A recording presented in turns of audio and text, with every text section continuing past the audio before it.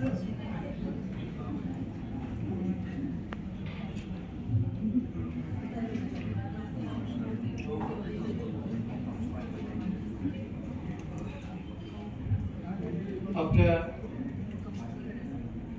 राष्ट्रसंत तुकडोजी महाराज नागपूर विद्यापीठाच्या डॉक्टर बाबासाहेब आंबेडकर अध्यासनामध्ये कालपासून या ठिकाणी 2 दिवसीय चर्चा सत्र सुरू आहे। या चर्चा सत्राच्या या दुसऱ्या सत्राच्या प्रमुख अतिथी आदरणीय डॉक्टर विमल थोरात मॅडम, ज्यांनी या चर्चा सत्राचं आयोजन केलं आहे। ते डॉक्टर बाबासाहेब आंबेडकर अध्यासनाचे डॉक्टर आंबेडकर विचारधारा विभागाचे प्रमुख आमचे मित्र डॉक्टर अविनाश फुलझेले। पहिल्या सत्रामध्ये आपण ज्यांचं वक्तव्य ऐकलेलं आहे ते राष्ट्रसंत तुकडोजी महाराजांचे अभ्यासक आदरणीय श्री ज्ञानेश्वरजी रक्षक सर, ज्यांनी गाडगेबाबांच्या कार्यावर मांडणी केली, ते आमचे मित्र डॉक्टर राजेंद्र वाटाणे।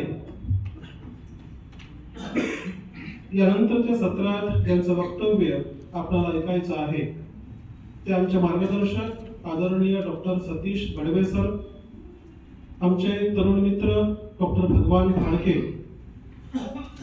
येथे उपस्थित सर्व मान्यवर मंडळी, या विभागाचे विद्यार्थी, कर्मचारी आणि आपण सर्व भगिनी आणि बंधूंनो,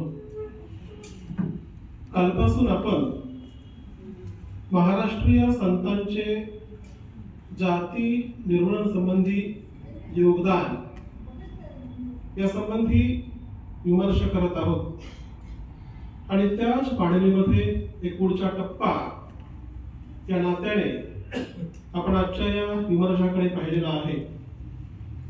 आत्ताच आपल्या पुढे डॉक्टर विमल थोरात मॅडम यांनी संत चोखामेळा, त्यांचं कुटुंब आणि त्यांचा एकंदर दलित मुक्तीचा दृष्टिकोन या विषयासंबंधी मांडणी केली आणि त्याचाच एक दुसरा भाग या नात्याने आपण आता महाराष्ट्रातील स्त्री संत आणि लिंग समानतेचा विचार या संबंधीचा धावता आलेख जवळपास 30 मिनिटांच्या अवधीमध्ये पाहणार आहोत। पुण्यामध्ये संपूर्ण महाराष्ट्राचा वसा आणि वारसा हा संत साहित्याच्या योगदानावर आतापर्यंत अधिष्ठित राहिला आहे, किंवा असे म्हणता येईल की संपूर्ण महाराष्ट्राच्या आत्मीयतेचा अशा प्रकारचा भाग जर कोणता असेल तर तो संत साहित्याचा आहे। संपूर्ण महाराष्ट्रीय समाज मन हे संत साहित्यावर पोचलं गेलेलं आहे। आज देखील प्रश्नाची उत्तर संतांची, अशा पद्धतीने आजच्या प्रश्नांचा अन्वयार्थ संत साहित्याच्या आधारे संपूर्ण महाराष्ट्राचे विद्वज्जन शोधण्याचा प्रयत्न करत असतात आणि या पार्श्वभूमीवर डॉक्टर बाबासाहेब आंबेडकर अध्यासनामध्ये विचारधारा विभागामध्ये संत साहित्याचा अन्वयार्थ कसा लावायचा या संबंधीचे चिंतन या ठिकाणी सुरू आहे। त्याचाच एक भाग या नात्याने आपण महाराष्ट्रातील स्त्री संत आणि लिंग समतेचा विचार या संबंधीचा एक धावता असा आलेख पाहण्याचा प्रयत्न करणार आहोत। अर्थात हे पाहत असताना या संत साहित्याचा प्रचलित मध्यप्रवाही दृष्टिकोन आणि ज्या विभागात हा कार्यक्रम सुरू आहे त्या आंबेडकरी अन्वयार्थाचा दृष्टिकोन, अशा पद्धतीने आपण या दोन्ही पातळ्यांवर या विषयाकडे पाहण्याचा प्रयत्न करूया। मुळामध्ये भारताचा संपूर्ण एक विशाल कायपट हा प्राचीन मध्ययुगीन कालखंडापासून संत साहित्याने विणून टाकलेला आहे, किंवा असे म्हणता येईल की संत साहित्याने संपूर्ण भारताला भक्ती आंदोलन दिलेलं आहे आणि या भक्ती आंदोलनाच्या आधारावर त्याच्या रसाकसावर महाराष्ट्राची आणि भारताची संस्कृती आतापर्यंत वर्धिंगत झालेली आहे. हे सगळं समजून घेत असताना अगदी उत्तर भारतामध्ये, दक्षिण भारतामध्ये अगदी उत्तर भारताची मीराबाई असतील, गुजरातमध्ये गौरबाई असतील, काश्मीरमध्ये लल्लेश्वरी असेल, बंगालमध्ये चंद्रावती असतील, तमिळनाडूमध्ये अभैयार असेल, तमिळमध्ये पुन्हा अम्मय्यार असेल, आंधाळ असतील, किंवा कर्नाटकात अक्क महादेवी असेल, किंवा केरळमध्ये पुन्हा कुरूर अम्मा असेल, या सगळ्या स्त्रियांनी संपूर्ण भारताला एका वेगळ्या आध्यात्मिक मुक्तीचा मार्ग त्यांच्या परीने, त्यांच्या दृष्टिकोनातून देण्याचा प्रयत्न केलेला आहे. ज्या संतांनी संपूर्ण भारतीय समाजाला अध्यात्माच्या आधारे स्वतःचं उन्नयन करता येते हे सूत्र समजावून सांगितलं, त्यांच्याच पावलावर पाऊल ठेवत उत्तर भारताच्या काश्मीर पासून तर केरळ पर्यंत या संत कवयित्रींनी स्वतःचं आध्यात्मिक उन्नयनाचं मार्गक्रमण करण्याचा स्वतःच्या पूर्ण प्रयत्न केलेला आहे. या अशा पार्श्वभूमीवर आपल्याला महाराष्ट्रातल्या संत स्त्रियांचं एकंदर या जाती निर्मूलन आणि लिंग समानता या संबंधामध्ये कोणत्या प्रकारचं योगदान आहे ते आपण आता इथे अगदी जुजबी स्वरूपामध्ये पाहण्याचा प्रयत्न करणार आहोत. मुळामध्ये महाराष्ट्राच्या 12व्या 13व्या शतकाच्या काळापासून ज्या कालखंडामध्ये मराठी साहित्याचा उगमबिंदू आपल्याला पाहायला मिळतो, त्या कालखंडापासून एकंदर स्त्री कवयित्रींनी स्वतःचं आविष्करण केल्याचं आपल्याला दिसून येतं. हे सगळं सांगत असताना फक्त एक थोडासा संदर्भ तुमच्याकडे मी ठेवू इच्छितो, तो म्हणजे बुद्ध साहित्यातल्या थेरी गाथांचा.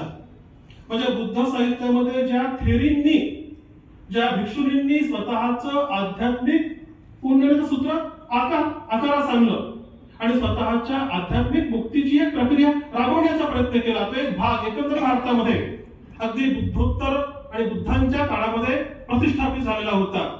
पण त्यानंतर मात्र हा मार्ग आपल्याला कुठेसा गोठला गेलेला आहे, अशा प्रकारची वस्तुस्थिती पाहायला मिळते. त्यानंतर 12व्या शतकाच्या कालखंडामध्ये बसवेश्वरांच्या सोबतच्या अक्क महादेवी या स्वतःचं आध्यात्मिक उन्नयनाची प्रक्रिया अत्यंत खुल्या अशा दृष्टिकोनातून राबवण्याचा प्रयत्न करतात. हे सगळं होत असताना महाराष्ट्रामध्ये 12व्या 13व्या शतकाच्या कालखंडामध्ये महानुभाव पंथाच्या स्थापनेनंतर जगदेव स्वामी आणि त्यांच्या शिष्या महदाईसा या महदंबेच्या रूपातून पहिल्यांदा एक स्वतःचा उन्नयनाचा एक मार्ग पुढे पाहतो. या पंथाचे पहिले आचार्य नागदेवाचार्य, त्यांची चुलत बहीण म्हणजे महदंबा. या महदंबेने धवड्यांचं लेखन केलंय, रुक्मिणी संवाराचं लेखन केलंय आणि या लेखनाच्या रूपातून लौकिक नाही पण अलौकिक पातळीवर कृष्ण विवाहाच्या हकीकतीला, कथानकाला मांडण्याचा प्रयत्न केलेला आहे. एक लक्षात घ्या की या काळचे सगळे संत हे स्वतःच्या लौकिक बंधाने बांधले गेलेले आहेत, पण तसं असून देखील आपल्याला कृष्ण आणि रुक्मिणी किंवा कृष्ण आणि राधा यांच्या नात्याच्या रूपातून आपलं उन्नयन करता येतं, अशा प्रकारच्या भूमिकेतून या महदंबा आपल्या भूमिकेला मांडताना दिसतात. पहिल्यांदा ही महदंबा या साहित्यामध्ये येते आणि मराठी साहित्याला आद्य कवयित्री ही प्राप्त होते. त्यांचं धवडे यांचं लेखन, मातृकी रुक्मिणी यांचं लेखन, या लेखनाच्या रूपातून ही म्हातारी जिज्ञासक आणि चर्चक असणारी ही स्वतःचं आध्यात्मिक मुक्तीचं शोध निर्धारण आपल्या पूर्ण करण्याचा प्रयत्न करते. मी हे तुम्हाला सांगितलं पाहिजे की त्या काळामध्ये राजे रजवाडे यांच्या स्त्रियांना देखील दमनाला सामोरं जावं लागत होतं. अगदी कामाहिसा असेल किंवा कामाहिसाच आहे, राजा रामदेव यांची पत्नी आहे, हेमाद्री पंडितचे कुटुंबातल्या स्त्री आहेत. त्यांनाही वाटतं की आपण या स्वामींच्या मार्गापुढे जात स्वतःचं उन्नयन केलं पाहिजे. आपण ज्या एका मोठ्या विशाल काय राजमहालात राहतो ते जीवन आपलं खरं जीवन नाहीये, किंबहुना स्वतःच्या मुक्तीचा मार्ग स्वामींच्या पावलांशी लीन होत आपल्याला प्राप्त करता येऊ शकेल, अशा प्रकारचे ते प्रयत्न करतात, पण त्यांच्या प्रयत्नाला यश मिळत नाही. अर्थात हा मार्ग या राजघराण्यातल्या स्त्रियांना प्राप्त करता येत नाही. तो मार्ग खुंटून जातो. मला सांगायचं हे आहे की त्या काळातल्या सगळ्या स्त्रियांना आपणाला आध्यात्मिक मुक्तीचा हक्क मिळाला पाहिजे अशा प्रकारे आत्यंतिक मनातून वाटत होतं. काहींना तो मार्ग मिळाला, काहींना मिळाला नाही. ज्यांना मिळाला त्यांना स्वतःचा स्वर हा मुक्तपणे महाराष्ट्राच्या या बृहत पटावर साकार करता आला. मुळामध्ये आपण जेव्हा वारकरी पंथातल्या संत कवयित्रींना पाहतो तेव्हा या वारकरी पंथाच्या संत कवयित्रींचा विचार करताना आपणासमोर मुक्ताबाई येते. जी मुक्ताबाई स्वतःच्या भावरूपांना आपल्या परीने मांडण्याचा प्रयत्न करते. आपल्या भावाला ताटी उघडा धनेश्वरा अशी म्हणणारी ही मुक्ताबाई अखंड जयाला देवाचा शेजार कारे अहंकार नाही केला अशा प्रकारचा थोडा खटाळ प्रश्न नामदेवांना विचारण्याचा प्रयत्न करते. आणि जेव्हा तिचं निधन होतं, तिचे प्राणज्योत पावळते, तेव्हा कडाडली बीज निरंजनी जेव्हा मुक्ताबाई तेव्हा लुप्त झाली अशा प्रकारची अनुभूती त्या काळच्या मंडळींना पाहता येते. मुद्दा असा आहे की ज्ञानेश्वरांच्या सोबत राहणारी त्यांची लहान बहीण ही आपल्या भावंडांप्रमाणेच आपल्या मुक्तीच्या काही सुखतांना मांडू पाहते, काही प्रश्न तयार करते, कुठं लेखन करते, कुठं काव्य लेखन करते आणि त्याच्या आधारे भावांबरोबरच आपल्या उन्नतीचा मार्ग शोधू पाहते. आपण आता मुख्य आपल्या विषयाकडे येऊया. हे झालं एक बॅकग्राऊंडचं आविष्करण, पार्श्वभूमी मांडणं. मुळामध्ये आपण जो विषय घेतला आहे, मुक्ताबाई त्यामध्ये आहेत, महदंब आहेतच, पण खऱ्या अर्थाने स्वतःचा नवा सूर आणि स्वर ज्यांनी शोधण्याचा प्रयत्न केला त्यांच्यामध्ये आपल्याला संत जनाबाई, संत सोयराबाई, कांडोपात्रा, बहेणाबाई, विठाबाई यासारख्या काही ठळक संत कवयित्रींचा उल्लेख आपल्याला विशेष अर्थाने करणं हे आवश्यक ठरेल. मुळामध्ये हे सगळं पाहत असताना मी थोडं तुमच्याकडे सांगू इच्छितो की या स्त्रियांना असं का बरं मुक्त व्हावं असं वाटलं, किंवा यांच्या समोर अशा प्रकारचा मुक्तीचा मार्ग का तयार होऊ शकला. याचं कारण देखील कबीर, रविदास, चक्रधर स्वामी, बसवेश्वर, ज्ञानेश्वर, नामदेव आणि तुकाराम यांच्या परंपरेमध्ये आहे. आणखी स्पष्टपणे बोलायचं म्हटलं तर कबीर, रविदास, नामदेव, तुकाराम यांच्या परंपरेने श्रमण मार्ग, बहुजन मार्ग या सगळ्या मंडळींच्या पुढे निर्माण करून दिलेला आहे. आपल्याला ज्ञान भक्तीपेक्षा नाम भक्तीच्या आधारावर मुक्तता प्राप्त करता येऊ शकते. हे सूत्र या प्रकारचे अडाणी, अशिक्षित, अनागर अशा स्त्रियांना प्राप्त झालं आणि त्याच्यातूनच मग त्यांना कळलं की आपण देखील स्वतःची मुक्तता नाम भक्तीच्या आधारे प्राप्त करू शकतो. आणि मग या पद्धतीनं या स्त्रिया पुढे येतात. मी तुम्हाला सांगितलं पाहिजे की असं म्हटलं आहे न्यायमूर्ती रानडे यांनी की महाराष्ट्राचा हा थंड गोळ्याप्रमाणे पडलेला समाज संतांनी जागृत केला आणि संतांच्याच आधारावर शिवाजी महाराजांना आपल्या सत्तेला निर्माण करता आलं. हे खरंच आहे, त्यांचं म्हणणं, त्यांच्या अंगातून ती मांडणी बरोबरच आहे. पण हेही खरं आहे की या सगळ्या स्त्रियांना स्वतःला मुक्तता प्राप्त करता येण्याची संधी मिळाली ते म्हणजे त्यांच्या पाठीमागे असणाऱ्या काही कबीर, रविदास, चक्रधर स्वामी किंवा ज्ञानेश्वर किंवा नामदेव यांच्यासारख्या पुरुष उदारमतवादी संतांच्या दृष्टिकोनामुळे होय. मी तुम्हाला सांगितलं पाहिजे की एका त्या काळामध्ये आधुनिक असणाऱ्या अशा प्रकारच्या दृष्टिकोनाला संत रविदास यांनी त्यांच्या परीने मांडण्याचा प्रयत्न केलेला आहे. बेगमपुरा ही त्यांची कल्पना आहे. बेगमपुरा, बेगम म्हणजे बेगम नाहीये, बेगम, दुःख रहित, गम रहित अशा बेगमपुराची मांडणी एका सेक्युलर पद्धतीने त्या काळामध्ये रविदास करताना दिसतात. मला मॅडमने म्हटलं की उत्तर भारतामध्ये निर्गुण परंपरा तीव्र आहे. ईश्वर असावा हा भाग थोडा दुय्यम आहे. तो असेल, आतला असेल, मनातला असेल. देवळाची पूजा हा भाग नंतरचा असेल, जो विठ्ठल भक्तीमध्ये आहे महाराष्ट्रामध्ये. तर या बेगमपुराचा शोध त्या काळातल्या कबीर किंवा रविदास यासारख्या मंडळींनी त्यांच्या लेखनातून घेण्याचा प्रयत्न केलेला आहे. मुख्य म्हणजे बेगमपुरा सहर कोणाऊ दुख अंधहू नाही इहिराऊ असे एक लेखन रविदासांनी केलंय. फक्त त्याचा मराठी अर्थ मी तुमच्याकडे सांगतो जेणेकरून त्या काळामध्ये या बेगमपुराच्या दुःखदायी शैर यामध्ये काही कर नाही आहे, कोणत्या जाचक अटी नाही आहे, एक मुक्तता आहे, मोकळेपणा आहे, अशा प्रकारचं एक सुखस्वप्न कल्पनाचित्र रविदास त्यांच्या लेखनातून मांडण्याचा प्रयत्न करतात.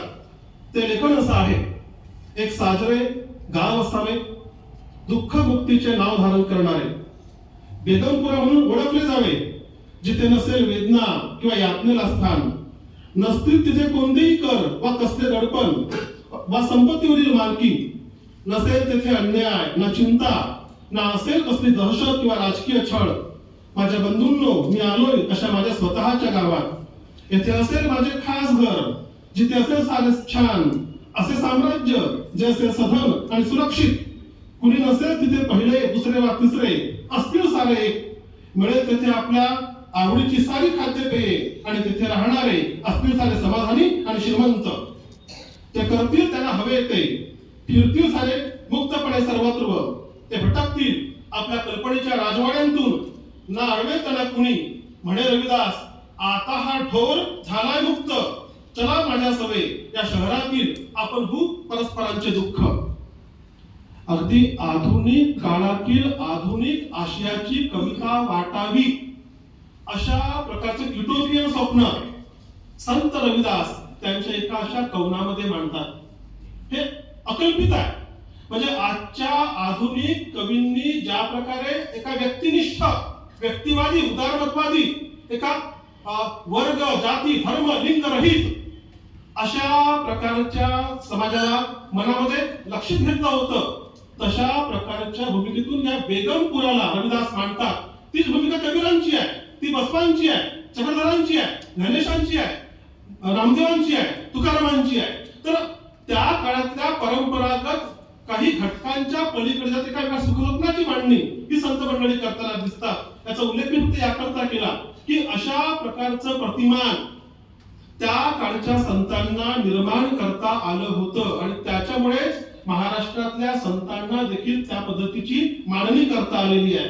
नामदेव महाराज जे आहेत त्यांच्या जर लेखनाचा आपण गाभा पहिला गाभा विठ्ठल भक्तीचा आहे, ईश्वर पूजेचा आहे. त्यांचा एक अभंग मुद्दाम तुमच्याकडे सांगू इच्छितो की त्या प्रतिमानाला समोर ठेवत या संत स्त्रियांना पुढे वाटचाल करता येणं शक्य झालं.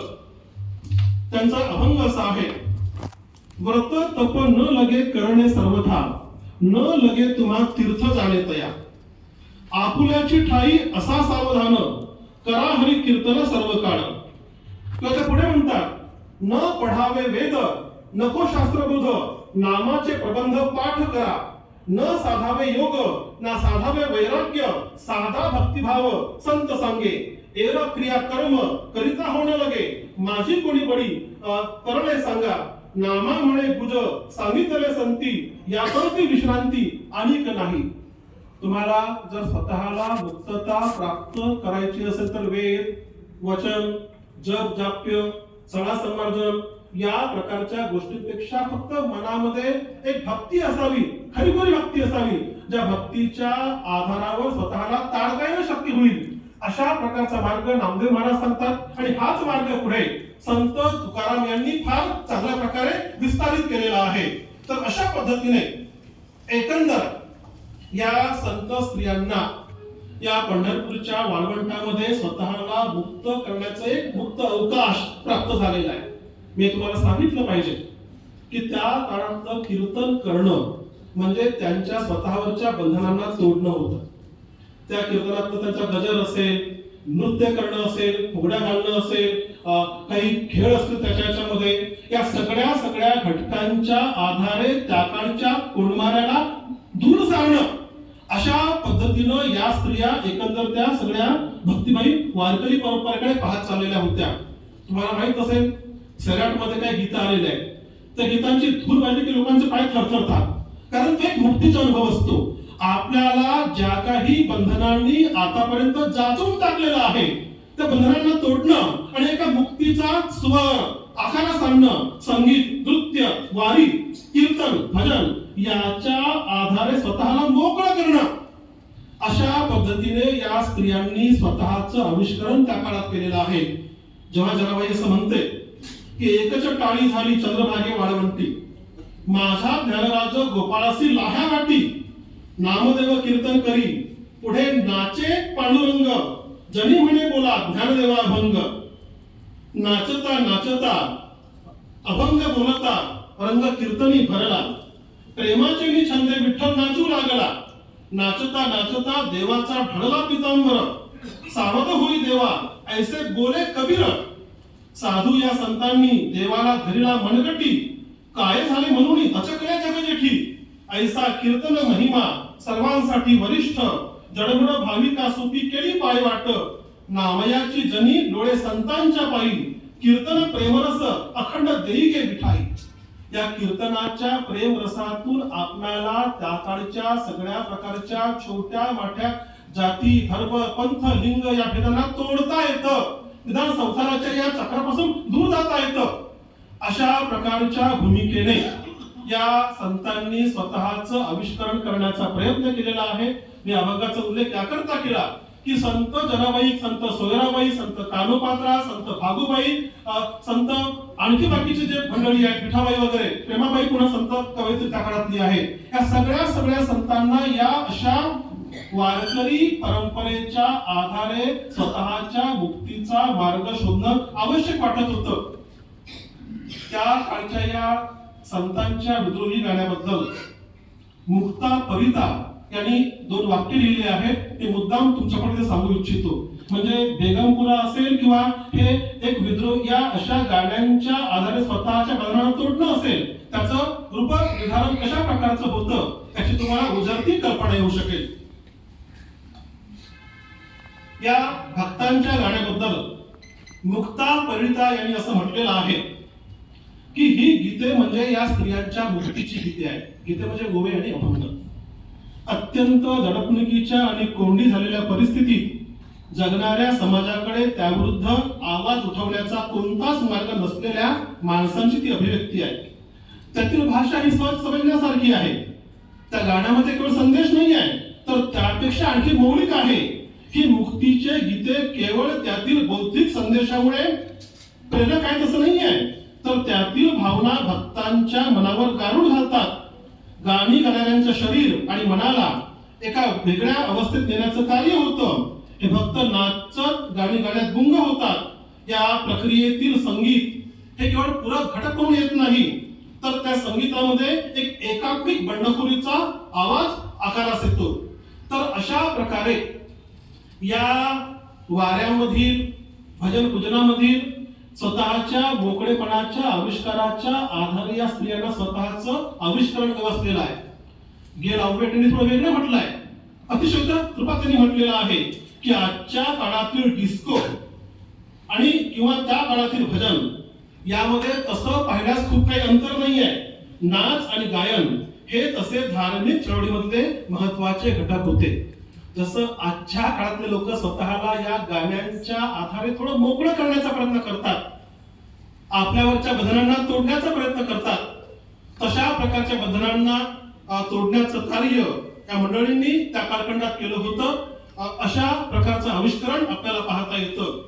तर हे सगळं आपण जेव्हा पाहतो तेव्हा हे सगळं समजून घेत असताना एक लक्षात येतं की संत जनाबाई त्या काळामध्ये पहिल्यांदा एका मधुरा भक्तीच्या रूपातून स्वतःला मोकळं करण्याचा प्रयत्न करतात.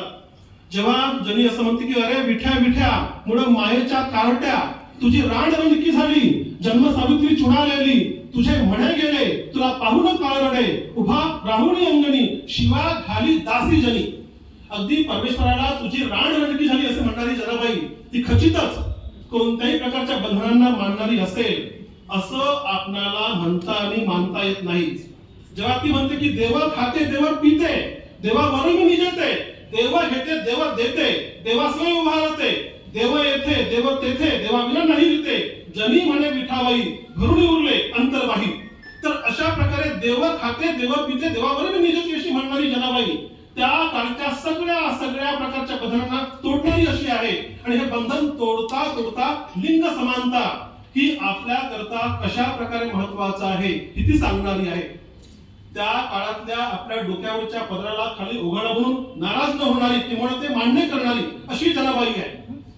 दोरीचा पदर आला खांद्यावरी, भरण्या बाजारी जाईन मी, हाती घेईन टाळ खांद्यावर विना, आता मज मना कोण करी, पंढरीच्या पेठे मांडी आले पाल, मनगटावर तेल लावा तुम्ही, जनी म्हणे देवा झाले मी वेसवा, रिहाले केशवा घर तुझे, मी वेसवा झाली वेश झाली आहे, तुझं घर घुसायला आलेली आहे. अशा प्रकारच्या त्या काळच्या जाती धर्म वर्ण वर्ग लिंग अशा प्रकारच्या भेदांना तोडण्याचं कार्य जनाबाई आपल्या अभंगातून करण्याचा प्रयत्न करते. आणि म्हणूनच त्या काळच्या या स्त्रियांचा हा मुक्त स्वर आपणाला आजच्या काळात देखील अत्यंत महत्वाचा अशा प्रकारचा मानावा लागतो. या संतांच्याच पावलावर पाऊल ठेवत संत सोयराबाई, संत भागूबाई, संत कान्होपात्रा, संत निर्मळा, संत विठाबाई, संत प्रेमाबाई, संत वेणाबाई, संत बहिणाबाई या सगळ्या संतांनी आपापल्या परीने आपापल्या परीने सुद्धा महत्वाचं आहे. त्यांची क्षमता त्यांची मर्यादा आहेत. बरं, त्या आधुनिक स्त्रिया नाही आहेत आधुनिक मूल्यांवरच्या, पण तरीही त्या काळच्या परंपरागत सरंजामी मध्यमवर्गीय मध्यकालीन अशा भूमिकेला तोडण्याचा प्रयत्न त्या आपल्या परीने करू पाहतात. जेव्हा सोयराबाई म्हणते की देहासी विटाळ म्हणती सकळ, आत्मतो निर्मळ शुद्ध बुद्ध, देहाचा विटाळ देहीच निर्धारी म्हणत असे महारी चोखियाची, असं म्हणताना विटाळाची अतार्किकता तार्किकपणे त्या लोकांना समजण्याचा प्रयत्न करतात. किंवा जेव्हा निर्मळा म्हणते की चहूकडे देवा दाटला वनवा, कानया कणवा तुझ्या लागी, असं म्हणताना विठ्ठल हाच केवळ आपणाला मोकळं करू शकतो अशा प्रकारची भावना त्यांच्या लेखनातून आपल्याला पाहायला मिळते.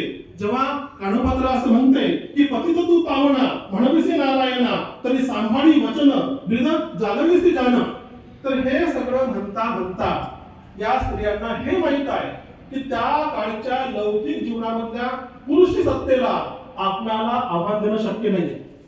ज्या सत्तेची बंधनं हजारो वर्ष सहन करत ती जगात आलेली आहे, त्या बंधनांना या लौकिक रूपातून आपल्याला मुक्त करणं शक्य नाहीये. किंवा अलौकिक पातळीवर परमेश्वराच्या पातळीवर त्याच्याशी एकतांता करत स्वतःला मुक्त करण्याचा प्रयत्न ही स्त्री करू पाहते. तर या अंगातून हे आविष्करण आपल्याला महत्वाचं असं मानावं लागतं. शेवटच्या 3 मिनिटात मी फक्त समारोप करू इच्छितो. संत बहिणाबाई यांचं महत्व असं आहे की त्यांनी वज्रसूचीचं आविष्करण मराठीमध्ये पहिल्यांदा केलं आहे. तुकारामांच्या शिष्यपणा पत्करत, म्हणजे बुद्धाचं किंवा अश्वघोषाचं जे आहे वज्रसूची, म्हणजे बुद्धाचं तत्वज्ञान आपल्या परीनं संत बहिणाबाई मांडण्याचा प्रयत्न करते. तर हा भाग देखील आपल्याला विशेष अर्थाने महत्वाचा असा मानावा लागतो. आणि फक्त शेवटी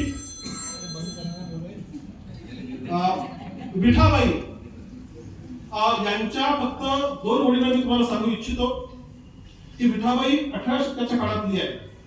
ती सरळ म्हणते की भरतारा मजसी ओढती एकांती, भोगावी मजसी म्हणूनिया, ओढूनिया बहुत मारती मजसी, मध्यरात्री जाना सवयासी. पती मला जवळ खेचत आहे आणि असं म्हणताना पतीला दूर झिडकारणारी आणि नंतर त्याला म्हणणारी, तुझी सत्ता आहे देहावरी समज, माझ्यावरी तुझी किंचित नाही. सत्ता ही माझ्या देहावर असेल, माझ्यावर नाही आहे. किंवा तुझी सत्ता आहे देहावरी समज, माझ्यावरी तुझी किंचित नाही, असं म्हणताना देह आणि मी त्यांचं वेगळेपण ती मांडू पाहते. हा मोठा आविष्कार भाग आहे. म्हणजे देहावर प्रतिसत्ता असेल पण माझ्यावर नाही आहे. आणि असं म्हणत त्या सगळ्या स्त्रिया स्वतःला मुक्त करण्याचा प्रयत्न करतात. हे याचं इसेन्स आहे. त्या सगळ्या संत कवयित्रींनी हे मांडलेलं आहे की पुरुषांची सत्ता आमच्या देहावर असेल पण आमचं मन हे ईश्वराकरता व्याकुळ झालेलं आहे. आणि त्या व्याकुळतेतून हे सगळं आविष्करण आपल्याला पाहायला मिळतं. तर एकंदर आपण जर या सगळ्या घटकाचा परामर्श घेतला तर तुमच्या लक्षात येईल की या त्या काळातल्या संत स्त्रियांनी आपापल्या परीने आपापल्या कृतीने एकंदर स्वतःच्या मुक्तीच्या मार्गाला साकारण्याचा प्रयत्न केला. फक्त जर तुमच्या अनुमती असेल तर 2 मिनिटांमध्ये या सगळ्या मांडणीला मी विराम देऊ इच्छितो. वेळ आहे 2 मिनिटं तुमच्याकडे? झालेले आहे या ठिकाणी. 2 मिनिट एक्स्ट्रा द्या मला आता. फक्त आजच्या काळात आपण जेव्हा सगळ्या गोष्टींचा विचार करतो ना, जर आजच्या काळातून या सगळ्या प्रक्रियेकडे पाहतो म्हटलं तर त्याचे अर्थ थोडे वेगळे बनतात. म्हणजे हा जरा सगळा पारंपरिक आपला पण आपल्या आवडीचा भाग आहे, पण खास आंबेडकरी दृष्टीतून या सगळ्या गोष्टींचा अर्थ लावतो म्हटलं तर कदाचित निष्कर्ष वेगळे येतील. फक्त बाबासाहेबांचं 2 वाक्य मी तुमच्याकडे वाचून दाखवतो आणि त्यांच्या आधारे फक्त आपण मग या सगळ्या प्रक्रियेकडे कसं पाहू शकतो ते सांगू पाहतो. हे वचन बाबासाहेबांचं आहे. त्यांनी अस्पृश्यता निवारणाचा कोरख्या या लेखात असं म्हटलं आहे की अस्पृश्यांतील जे लोक देवळात जाण्याचा प्रयत्न करीत आहेत ते अस्पृश्य लोक देव दर्शना वाचून तडफडत आहेत म्हणून नव्हे, खऱ्या तत्वाचे शोधन करण्यासाठी चिकित्सकपणाची टाकी घेऊन भिक्षुकशाहीने रचलेल्या पौराणिक कथांच्या डोंगराच्या कपड्या उडवणारे बुद्धिप्रमाण लोक अस्पृश्यांत आहेत. ते दगडाच्या देवाला आलिंगन देण्याकरता साऱ्या अस्पृश्य वर्गास आपले सर्वस्व खर्च करण्यास सांगतील असे मानणे अज्ञानीपणाचे लक्षण आहे. अस्पृश्यांना देवळात जावयाचे आहे ते केवळ त्यांना स्पृश्यांच्या बरोबरीने आपला हक्क बजवायचा आहे म्हणून. ज्या कोणास या बाबतीत काही प्रयत्न करणे असेल तो त्यांनी त्या दिशेने करावा. निराळी देवळे जाणण्याच्या भरीला पडू नये. त्याने अस्पृश्यांची तर तृप्ती व्हावयाची नाहीच, पण त्यामुळे अस्पृश्यता जावयाची नाही. निराळा व्यवस्था करण्याने जर अस्पृश्य होते तर महारवाडे, मानवाडे, चांभारवाडे, ढोरवाडे हे आज अनादी काळापासून वेगळे दिसले नसतेच. शेवटी ते म्हणतात की अस्पृश्यता निवारणाचा मार्ग म्हणजे आहे त्या सार्वजनिक व्यवस्था सर्वांना खुल्या करणे हाच आहे. दुसरे सगळे मार्ग झूट आहे. जी स्पेस आहे पब्लिक स्पेस ती जर सर्वसामान्य बहुजनांना, दलितांना, वंचितांना, शेतकऱ्यांना, भटक्यांना, विमुक्तांना, स्त्रियांना मोकळी करून दिली तरच खऱ्या अर्थाने त्यांची मुक्तीची प्रक्रिया आकारास येऊ शकते. बाकीच्या या मार्गाने त्यांची मुक्तीची प्रक्रिया आकारास येऊ शकत नाही असं उत्तर या संबंधी त्या देतात. आणि फक्त शेवटी 30 सेकंदात पूर्ण करतो. मी याकरता म्हणतो की ह्या गोष्टी महत्वाच्या आहेत आणि आपण खूप बोलतो पण मुख्य सूत्र सोडून जातात. रविराज ठाकर यांनी असं म्हटलेलं आहे की नैतिकता के बिना लोकशाही एकतंत्र बन जाती है. नैतिकता के बिना लोकशाही एकतंत्र बन जाती आहे. तशाच प्रकारे नैतिकतेशिवाय सगळी आध्यात्मिकता पोकळ बनून जाते.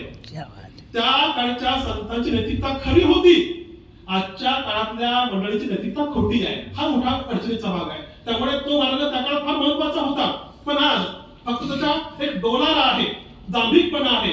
त्या दांभिकपणाला सोडून जर आपण याच्या गाभाऱ्याकडे गेलो तर हा देखील मार्ग आपल्याला महत्वाचा मानता येऊ शकतो. तर या प्रकारे या स्त्री संतांचा लिंग समानतेचा विचार हे तुमच्या पुढे गावच्या रूपात मांडलेला आहे. आपण माझं बोलणं ऐकून घेतलं त्याबद्दल आपला मनपूर्वक आभार. आणखी सविस्तर बोलायचं असेल तर खूप आणखी बोलता येणं शक्य आहे, किंवा आपण नंतर पाहूया. कारण सर्वांचे आभार. धन्यवाद.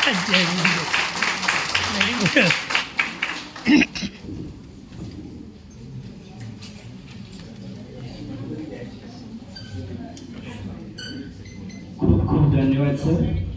आपण प्रभावीपणे आणि खोलवर स्त्री संतांविषयी माहिती दिली. यानंतर कार्यक्रमाचा अंतिम टप्पा म्हणजे आभार प्रदर्शन. मी अलका जारुंडे यांना आमंत्रित करतो की त्यांनी येऊन आभार प्रदर्शन करा. वक्त्यांनी एवढे काही आपल्याला मंत्रमुग्ध केलं की बऱ्याच लोकांच्या मनात प्रश्न निर्माण झाले आहेत.